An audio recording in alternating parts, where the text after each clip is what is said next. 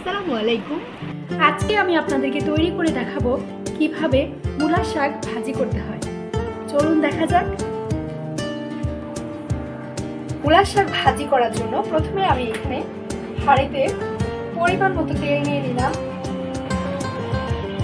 তারপরে পেঁয়াজ হাফ কাপের মতো পেঁয়াজ এবং রসুন কুচি করে নিয়ে নিলাম।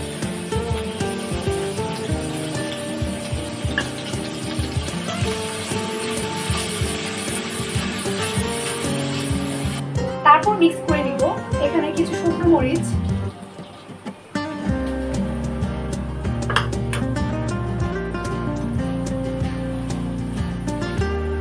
এবার পেঁয়াজ রসুন শুকনো মরিচ খুব ভালো করে ভেজে নিব বাদামি কালার না আসা পর্যন্ত।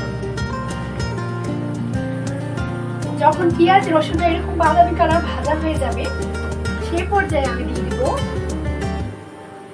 মূলার শাকগুলো।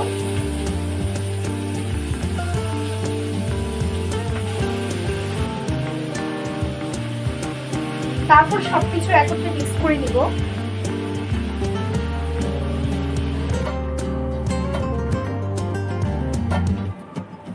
তারপরে আমি বাকি শাকগুলো দিয়ে নিব।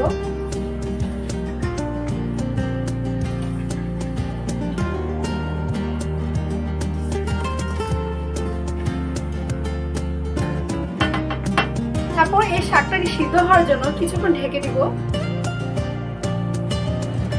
তারপর মিক্স করে নিব পরিমাণ মতো লবণ। যখন শাকটা একটু সিদ্ধ হয়ে আসবে তখন মিক্স করে দিলাম পরিমাণ মতো লবণ।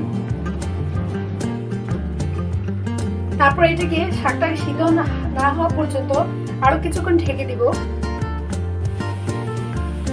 যখন মূলার শাকটা পুরোপুরি সিদ্ধ হয়ে যাবে এবং পানিটা একদমই টেনে যাবে তখন আমি এটা চুলা থেকে নামিয়ে নিব। তৈরি হয়ে গেল আমার মূলার শাক ভাজি। আপনারা এভাবে বাসায় ট্রাই করে দেখবেন। আজকে তাহলে এই পর্যন্তই।